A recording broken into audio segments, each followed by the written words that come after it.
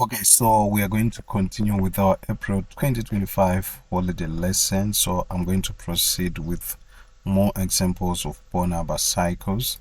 So in this video, we'll look at the Born Haber cycle of, we're going to look at the formation of magnesium oxide. So that this is an error here, we should be having magnesium oxide there. Anyway, so I just want us to go through the structure that we looked at before, the structure of the Born Haber cycle. So if you check here, what's happening is this: you have your solid magnesium and your gaseous oxygen here. When you get to this stage here, you need to check what has changed here. So your magnesium is still in solid form here, so there's no change to here. But here what you've done is you now have two atoms of oxygen. Here you had one molecule of oxygen gas. Here you now have the two atoms separated. So this would be atomization of oxygen. Now when you get to this stage, you start to see there's no change here. So 2O in gaseous form here. But here now you start to have your solid changing to this. So what would be this? This would be end of change of atomization of magnesium. So when after this stage, now we get to this stage, we start to see a positive charge here. So this will be the end of change of ionization of magnesium. There's still no change this side. So that will be the first ionization energy, because we have a +1 here. And when we get to this stage, this will be the second ionization energy of magnesium. Now after this, remember that these two electrons are then accepted by this oxygen here, and we start to have here our electron affinity. So this would be the first electron affinity, and we get to this stage, second electron affinity of oxygen, and now we have our gaseous ions, and this combine, this would be our lattice enthalpy, which will give us magnesium oxide. So this is an error pattern. Okay, so let's now plug in the values. Okay, it's important to notice here that the second ionization step, this is needed to create our magnesium 2+. So it's not just your first ionization energy, there's going to be your second ionization energy as well. And remember, these processes are endothermic. What else do we have to note here? Notice the second electron affinity step. This is needed to create the O2-. So you have the first electron affinity step and then your second electron affinity step, and this process now is endothermic. Okay, this is because energy is needed to add an electron to a negative ion. So your first electron affinity would be exothermic, but your second one becomes endothermic. Electron affinity is similar to bond making, because what you're doing is your electrons are being attracted onto an atom. So this would release energy when an electron combines with an atom. However, when the atom becomes negatively charged, now when you want to add the second electron, there's going to be repulsion. So you need energy now to overcome these repulsive forces, resulting in your end of change, the second electron affinity being endothermic rather than exothermic. Okay, so this is important to take note of.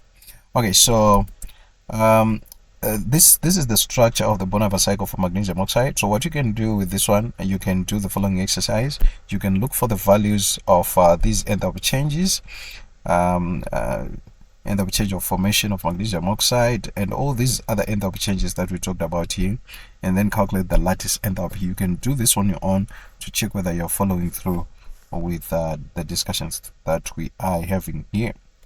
Okay, let's proceed to talk about something that is very interesting. So we have theoretical and experimental lattice enthalpies. So it's also possible to do experiments to determine lattice enthalpies. So the theoretical and experimental values of lattice enthalpies can be different depending on how purely ionic the compound is. So we can compare theoretical and experimental values to determine how ionic a compound is. So let's see how this is done. So theoretical lattice enthalpies can be calculated from data assuming a perfectly ionic model. So when we are making the calculations from data from the data that we get in our data booklets, we are assuming a perfectly ionic compound. But in reality, our compounds may not be perfectly ionic. There's going to be distortion, as you see. So a perfectly ionic model is the one in which ions are perfectly spherical and the charge is evenly distributed. So you have a perfectly positive and a perfectly negative ion, and the charges are evenly distributed and the shapes are perfectly spherical. So this is a perfectly ionic model. However, in reality, you are not going to realize such a model. So what we need to know is that when you carry out an experiment to work out the lattice enthalpy, you can find that the theoretical value of lattice and energy is different from the experimental value that you get. So this tells us that the compound being experimented on doesn't follow the perfectly ionic model and has some covalent characteristics.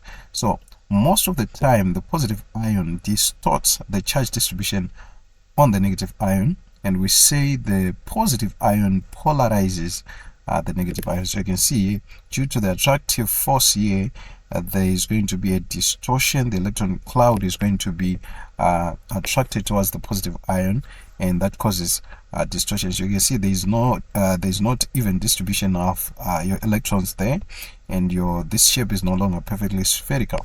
So there's distortion.